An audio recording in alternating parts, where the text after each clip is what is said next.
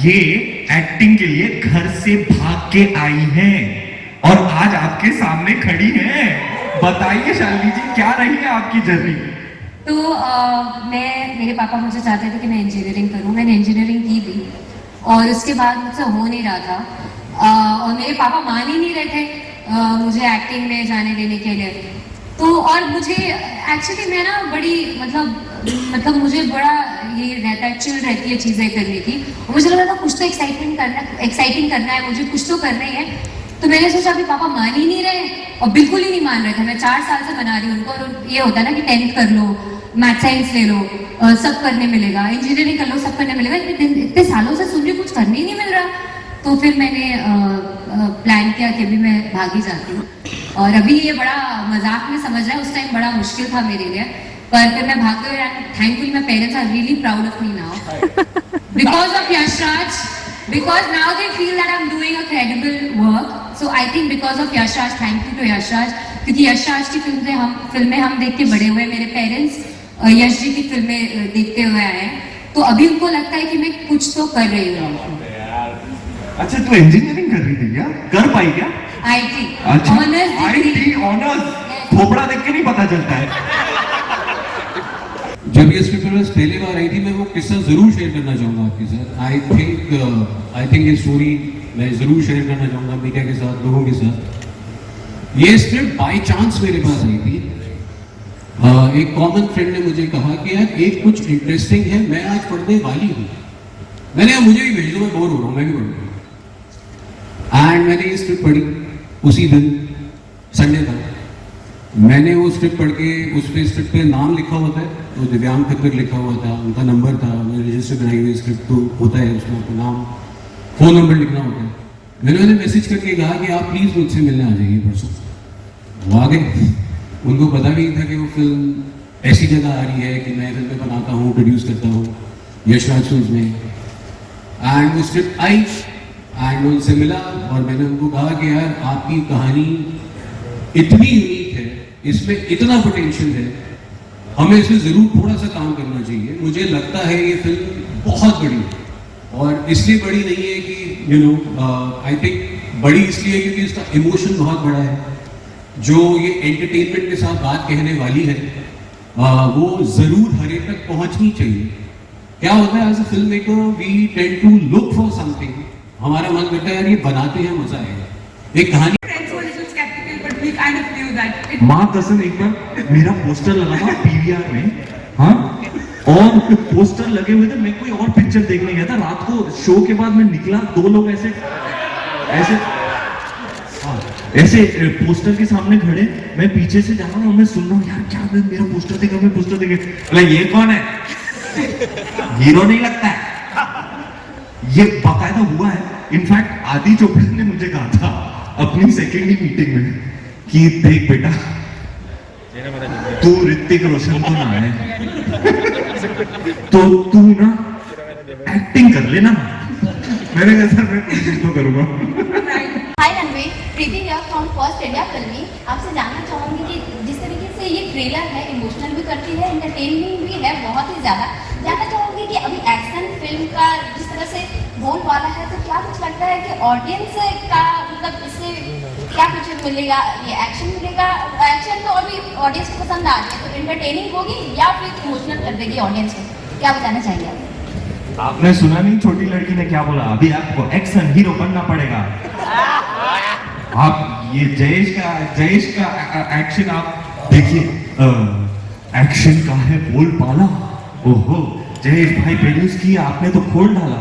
Sir आप बताएंगे, sir आप बिजनेस साइड ऑफ फिल्म्स में रुचि रखते हैं, how much you want to, ये आपके ऊपर कि आपको एक कैरेक्टर मिलता है, आप किस हद तक उसके अंदर घुसना चाहते हैं, ये आपके ऊपर होता है। तो it's what benchmark you set for yourself in terms of how distinctive a character you want to present, and therefore you set your own challenges. The material comes with its own challenges, but how much you challenge yourself once the material becomes yours is on you as an artist.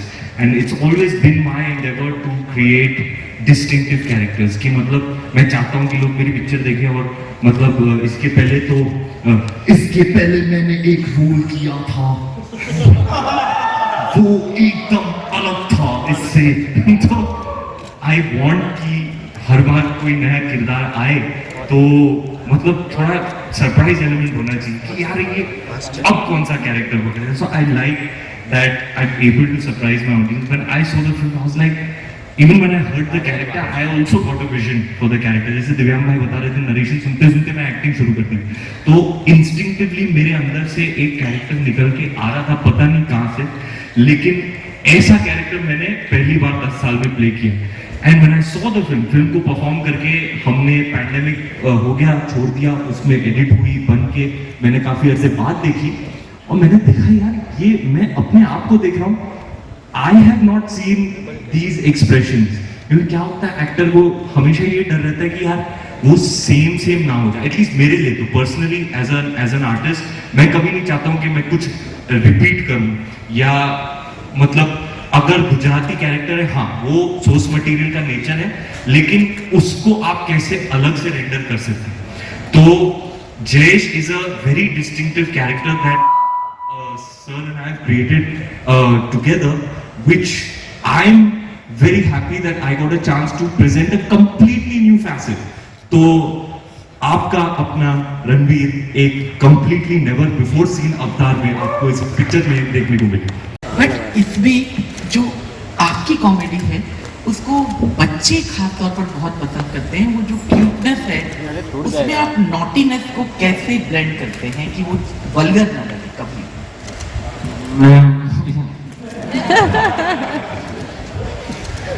मेरे में cuteness और naughtiness दोनों हैं क्या लगता है खुशहाली मैं क्यूट हूँ क्यूट है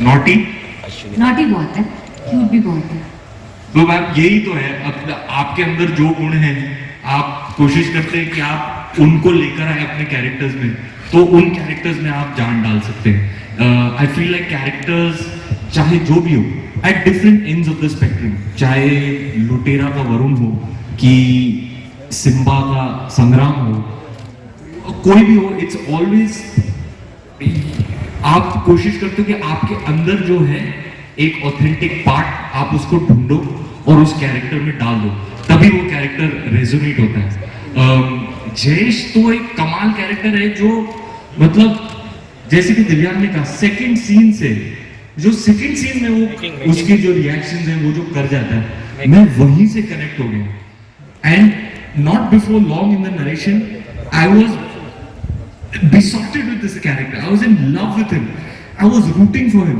कि मैं चाहता हूं कि उसके साथ अच्छा हो कि वो चाहता है जो हो कि वो मुश्किल में है निकल जाए मुश्किलात से वो परेशान है किसी तरीके से उसका हल उसको मिल जाए he is just too lovable and yeah I just feel like चाहे गली बॉय हो चाहे कोई भी कैरेक्टर मैंने इवन आई मीन मैंने तो विलेन भी किया है यू नो पता वो भी बुरा आदमी वो भी मेरे अंदर होगा कहीं तो वो भी आप पोर करते हो अपने character so in terms of an artist or a craftsman you always find some part of you that is true and authentic that you can tap into and pour into the character and therefore make it believable and then it will resonate with an audience दुनिया में आने से पहले ही उन्हें खत्म कर दिया जाता है एक इम्पोर्टेंट फिल्म आप लेके आ रहे हैं सोशल मैसेज के साथ ये इम्पोर्टेंट मैसेज देना एंटरटेन करते हुए ये कितना चैलेंजिंग था पहला सवाल सर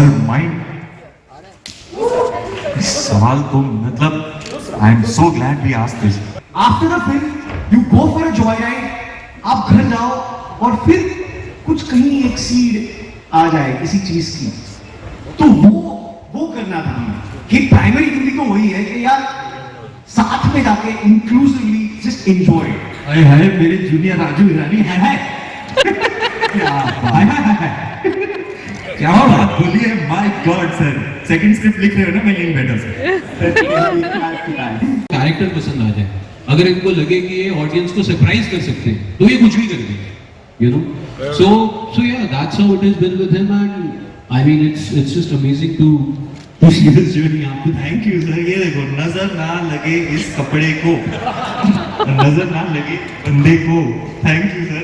आपको बताइए अनपैरेलल्ड वाली बात और किसने कही हाल ही में? किस भाई? मेरी वाइफ ने। मैं तो पिघल गया। अच्छा तो ऐसा सोचती है यार मेरे बारे में। वाह यार, मैं तो धन्य हो गया। I think we need to do these events more because यहाँ आके हम एक दूसरे को वो बातें बोल रहे हैं जो 3-3 साल से नहीं बोल रहे थे। That's right, that's right. तुझे बोलने की बहुत चुल है।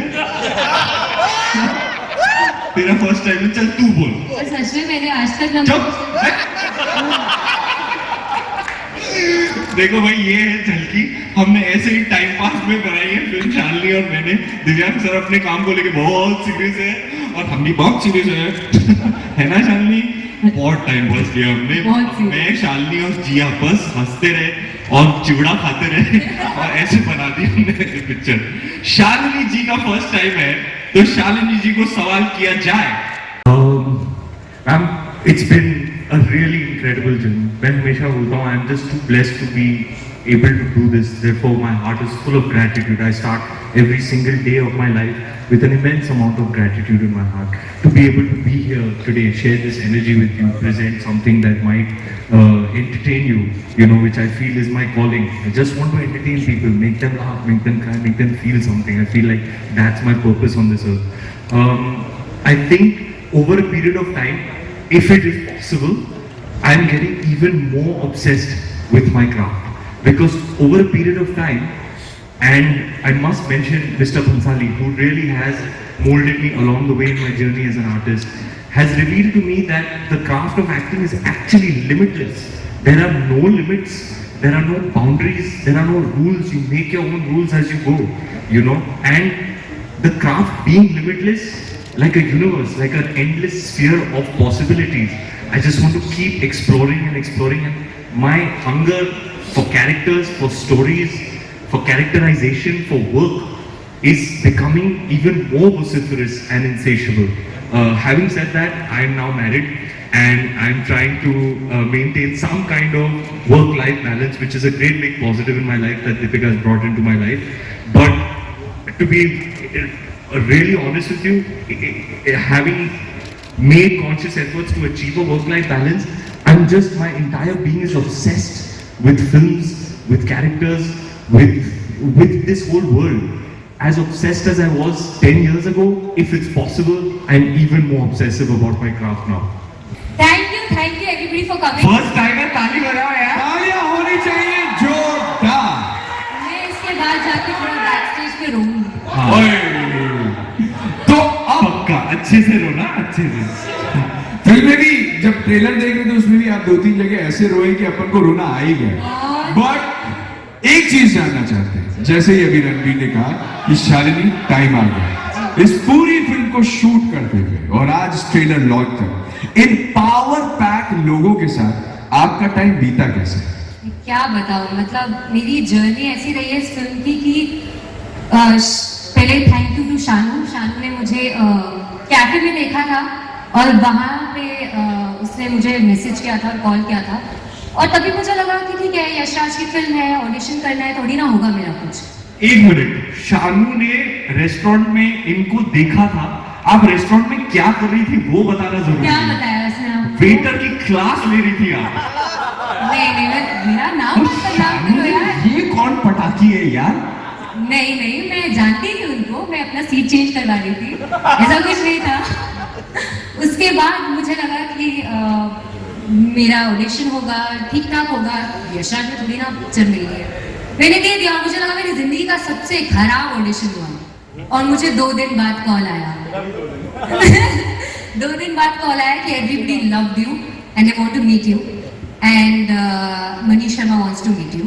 आई वाज लाइक मनीष शर्मा बैंड बाजा बारात, वही वाला। यहाँ और मनीष शर्मा को ज्यादा किसी ने देखा नहीं है ना, ही डजंट कम आउट। जवाब एकदम जोरदार। अच्छा, अब मैं समझा कल। अचानक में भयानक कर गया अंकल।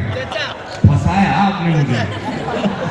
पार्ट 1 तो आपने बायदी में पूछा है, पार्ट 2 में इंतजार करना था आपको। It is my choice. Actually, it's not my choice, sir.